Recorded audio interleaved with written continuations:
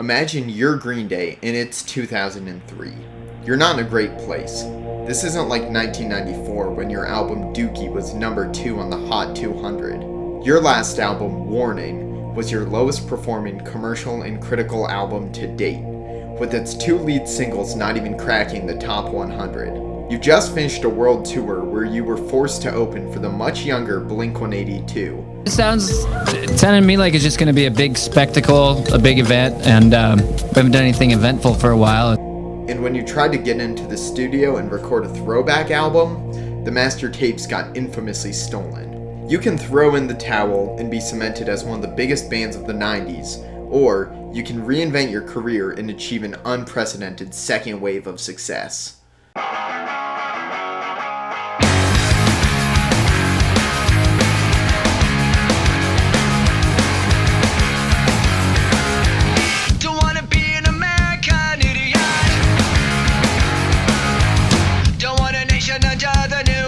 What a loser, he didn't do the pin on the other side of the head. Hyperpunk Peaches. Now, I recently attended the Saviors Tour, and as much as I love Dookie, seeing American Idiot performed in its entirety was really phenomenal.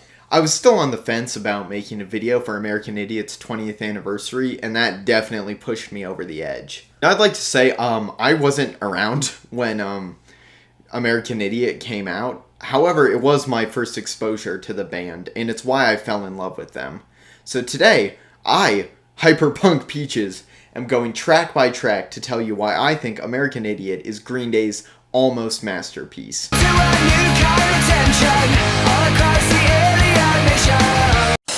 Green Day and politics are such a fun topic. Most people could tell Green Day has been political long before 2004, with songs like Coming Clean, Minority, and King for a Day being pretty clear examples of this. However, American Idiot is, even to this day, Green Day's most overtly political album. A lot of people were shocked and offended when Green Day changed the lyrics from Redneck Agenda to MAGA Agenda in 2016 after Trump took office.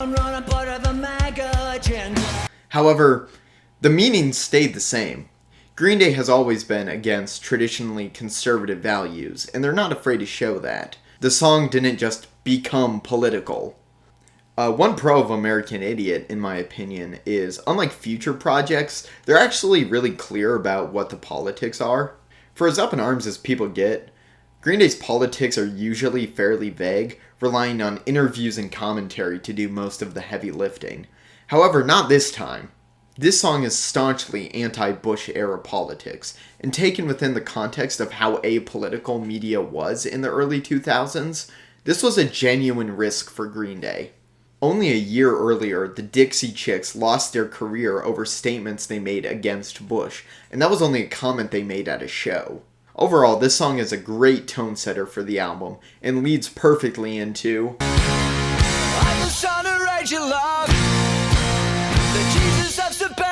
This 5-part suite is when the album truly begins for me.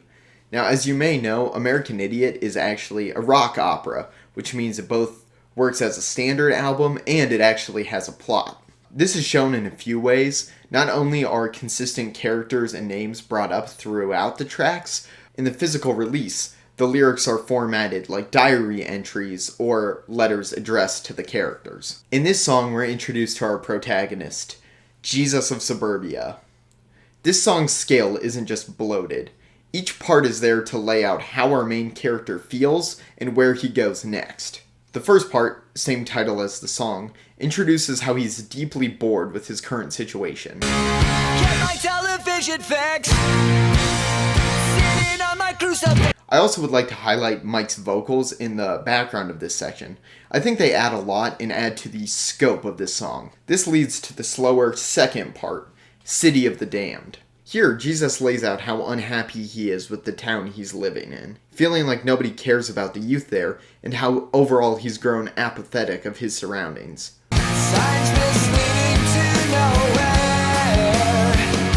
The third part, I Don't Care, is the angstiest and edgiest by far, with him going after anything and anyone.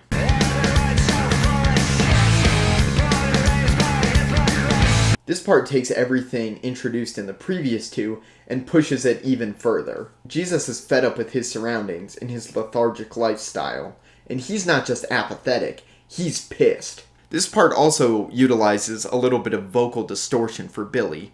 Now, unlike Father of All, it's applied very sparingly and isn't just applied throughout the whole track. The fourth part, Dearly Beloved, is damn near a ballad, and easily the most musically distinct. Mike's backing vocals return, the electric guitar is switched out for an acoustic one, and xylophones are added in the percussion. Am I retarded or am I just overjoyed? I've always imagined this as a song Jesus is singing to someone close to him, and it's him grasping at straws, seeing what else he can get from this hometown. By part 5, Tales of Another Broken Home, he's made his decision. Here, Jesus decides there's nothing left for him, and he's leaving. And I walk this line a million hours fucking times, but not this time. This song has always been a personal favorite of mine. The music video always enticed my younger mind, with the depictions of his drug and sex-filled life of apathy. The scenes where he's tweaking in his bedroom watching Billy on the TV were always a standout to me. The name Jesus of Suburbia feels intentionally egotistical to me. He's claiming himself to be the ultimate savior for those stuck in mundane modern life, when really he's just bitching about how fed up he is. As melodramatic as this whole 5-part song is, it does raise the question, now that he's left his hometown, where's Jesus going to?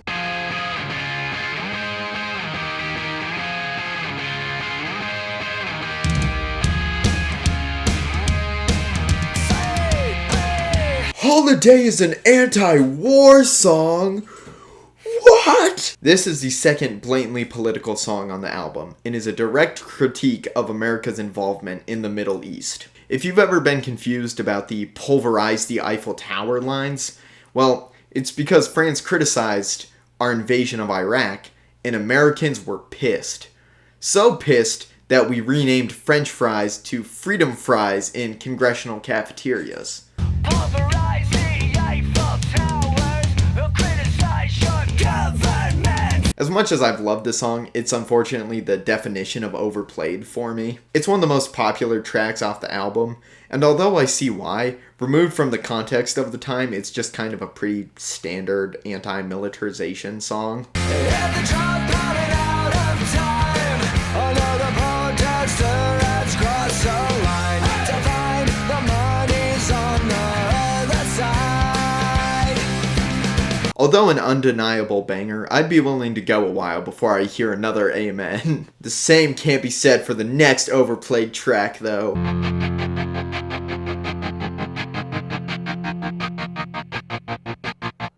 I walk a lonely road. This is the first Green Day song I really fell in love with. I've easily heard this track over 100 times, and it has not lost its impact for me. Picking up when the car from the Holiday music video breaks down, this song takes us back to Jesus and how alone he feels. This is the first sign that his journey away from home has not drastically changed his feelings. He still feels alone and like he's living a redundant lifestyle. Personally, this is one of my favorite tracks on the album, and it really soundtracked my middle school years. I truly felt seen by this song when I first heard it, and it's why I started listening to more Green Day music. Although this single was a commercial success, peaking at number 2 on the Billboard 100, I think its longevity is what's most to be admired about this song. The fact that I found it over a decade later, and it still felt like it was capturing feelings just for me, I think really shows how well written this track is. Skyscrapers, stargazers in my head.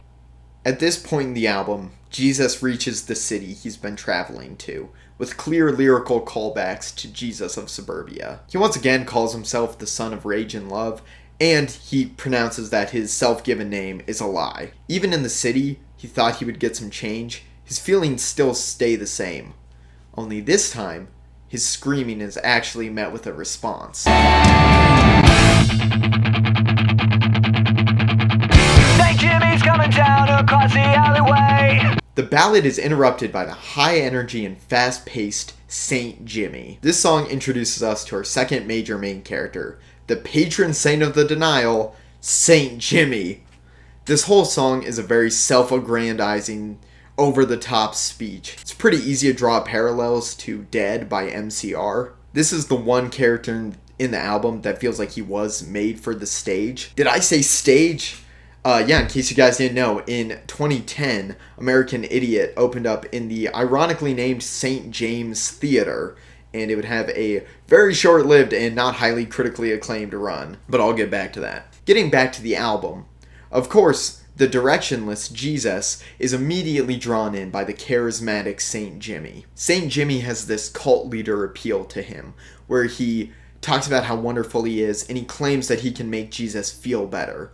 And in the next song, we see how he does this. So give me Novacaine. Jesus has now joined St. Jimmy's group of followers, and Jimmy literally starts giving Jesus Novacaine. Jimmy has always given me bad vibes, coming after the intentionally lost and abandoned, and making them feel better with a combination of charisma and drugging them up. The standout line to me is, everything'll be alright. Tell me, Jimmy, I won't feel a thing. Jesus has finally begun to find a sense of belonging, but it's not good for him. Like a painkiller, Jimmy is simply treating the symptoms. He's not treating the root problems that are affecting Jesus. Just like how Jimmy interrupted Jesus' last ballad, this song is interrupted with the final major character. She's a rebel, she's a saint. She's the salt of the earth and she's dangerous. Jesus meets a girl! This song serves as both a character introduction and to show how smitten Jesus is. Among Jimmy's followers, Jesus meets the girl Whatsername. Continuing with the heavy religious themes, Jesus describes her as the salt of the earth, taken from biblical Jesus' Sermon on the Mount, where he calls his followers salt of the earth and light of the world, basically saying that it's their job to spread the good news on this evil earth. So it's pretty easy to see how within the context of the album, Jesus sees her as hope in his lonely state. This is the first point on the album Jesus displays true happiness. She brings this liberation that I just can't define. Well, nothing comes to mind. Whatsername is not like Jimmy or Jesus. She doesn't just bitch and moan or provide a false sense of security. She's an actual punk who fights for what she wants. At the end of this track, in the Broadway version of this song, not only are Jesus and Whatsername singing together, but you can also hear Jimmy come back, and he does his whole self-aggrandizing spiel again.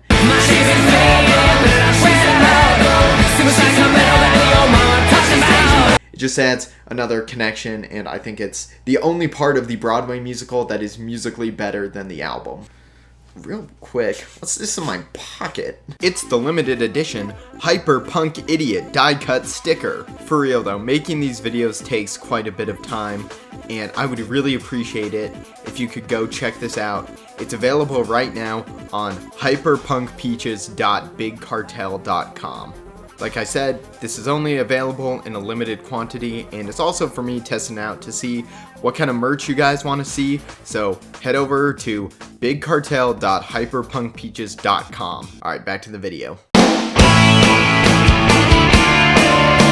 This song takes place after Jesus and Whatsername start going together, and it shows what happens if you try and be responsible for someone before you figure out your own issues. The two of their issues are highlighted in this song, with Jesus' lack of direction and Whatsername's self-doubt, causing a lot of friction between the two. Some days he feels like dying. She gets so sick of crying. Also, I'd like to highlight, musically, the opening of this track is a huge departure. These drums are unlike anything that Green Day's done before. Also, I love Billy's trill leading into the actual, starting lyrics of this song.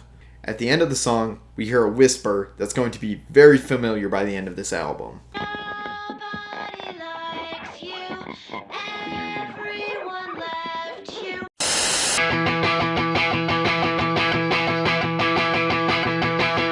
This is my favorite song on the album. This is the climax of American Idiot. This is the event horizon of American Idiot. This is where the friction between all the characters reaches its boiling point.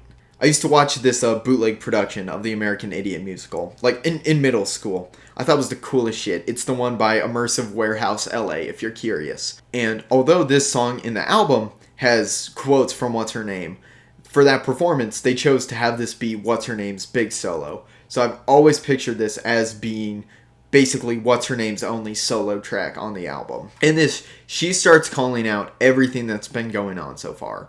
The first target of her calling out is Jimmy. The town bishop's an extortionist, and you don't even know that you exist. Basically, she's been saying what I've been saying this whole time. He's just only in it for himself, and he doesn't actually care about any of his followers. Next is her teardown of everything Jesus has been on the album up to this point, with my favorite line on the record. You know that Jesus loves the very love. That's how Jimmy is a favorite of your father's rage and your mother's love. There's neither unity in America. What's Her Name does not hold back and calls out everything that Jesus stands for. His trust in Jimmy, his savior complex, and we finally know who the American Idiot is. Also, this song uses an AABCBC organization style, and I love when they repeat the B part. It's a little bit higher than the first time, and I feel like that just like ups the hype level by like 100. Then they go back to the C part, only this time the resolution, the "there's nothing left to analyze" line is dropped, and it's just the instrumental. And with that, What's Her Name leaves Jimmy. Just like he left his hometown, now she's gone. She doesn't want to be stuck with him anymore.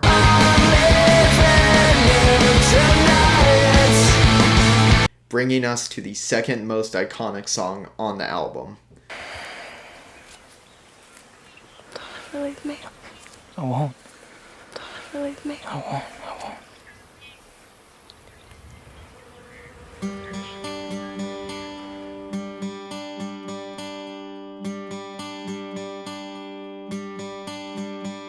Summer has come and passed. The innocent can never last. Wake me up when September ends. Okay, I'm gonna tread lightly here. I think this song is fine. This song is one of, if not the most personal song Green Day ever wrote, with most people being aware that it's written about Billy Joe's dad who died when he was 10 years old. Due to the subject matter, the song is obviously very personal and means a lot to a ton of people. Now, my favorite part is actually how it starts as an acoustic ballad before slowly building up more, leading to the guitar solo, and then you slowly have it coming back down before that kind of ethereal phasing out at the end. Unfortunately, lyrically, this song has lost a lot of its emotional weight for me. I think when taken in isolation, it's really good. However, coming after the climax is really weird to me. I think that this song has absolutely nothing to do with Jesus and What's Her Name. And honestly, I think trying to tie it in with them is kind of insulting to the track. But also, why is it placed right after the big climax? Besides the surface level themes of losing someone, it really doesn't have much in common with what the characters are going through. And honestly, it doesn't feel like it's put in the right place on the album. I know this is a lot of people's favorite Green Day song, but it just really doesn't click for me. Since the second track of this album was a 5-part suite, it only makes sense that the penultimate song would be too. Here we see how Jesus reacts to his whole personality being dissected and rejected. In the first part, Death of St. Jimmy, we see Jesus confronting St. Jimmy. Jimmy doesn't even recognize Jesus and know his name, and in response to his criticisms just says, we're both fucked up.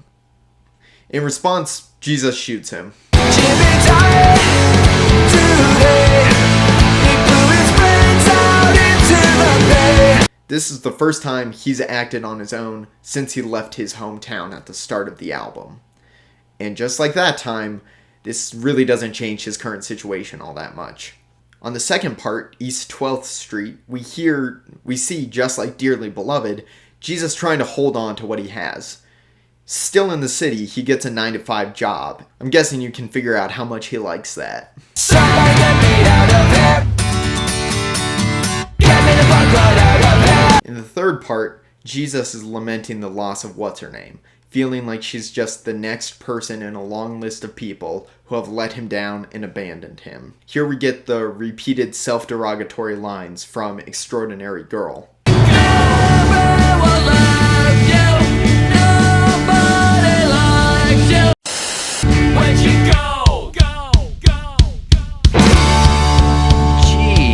His self-doubt is immediately confirmed in the next part when Jesus gets a letter from his friend who's doing better than ever. He's shown proof that he's a bum and that his 9 to 5 sucks compared to the lives that his friends are living. Also, I'd like to highlight this whole part is done by Trey Cool, their drummer, and he usually doesn't get very much vocal time to shine, and I think he does a great job. And I also love the drum intro and his jeez going into it. That's like it's great. Well done. Congrats, world's most dangerous drummer. Finally, in the closer, We're Coming Home, Jesus does the last thing he wanted to do at the start of this album, and he decides to return home. I started fucking running as soon as my feet touched ground. I've always loved Jesus' frantic screaming in the background as they chant, "We're coming home." That's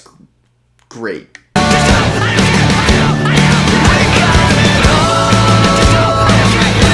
And repeated for the third and final time, now with rhythmic percussion, is...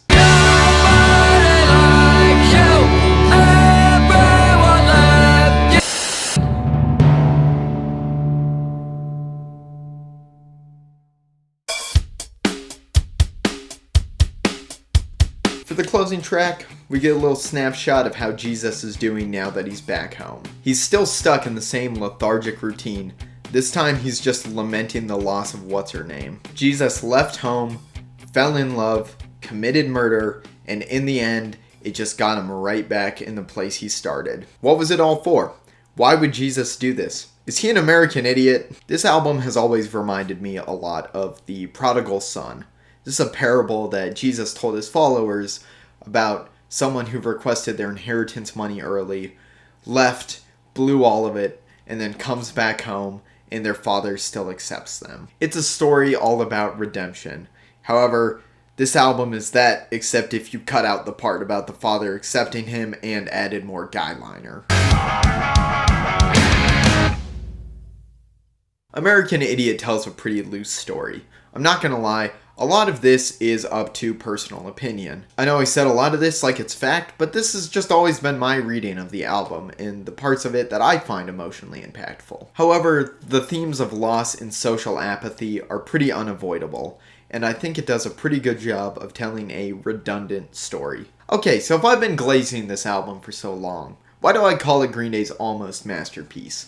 Well, it's because it's almost a rock opera. Now, I know everyone touts it as one, but if you really break it down, the characters really aren't involved in that much of the story. I feel like the exposition is way too long, and then he meets all of the characters, they reach their climax, and then it ends. I think the best thing this album did was re-enter Green Day back into the spotlight. It proved that they were more than just a fun pop-punk band who wrote songs about doing weed. Although, yeah, you could argue that Nimrod had already accomplished this, it just wasn't met with commercial success. I feel like this album is truly why Green Day is still prevalent today. I think if they hadn't taken a risk and they just released like Warning Part 2, I really don't think that anyone would care much about them today. I'm just saying that if I want a political Green Day rock opera, I'm gonna stick with Christian and Gloria, not Whatsername and Jesus of Suburbia. Review bomb this channel. I don't think these are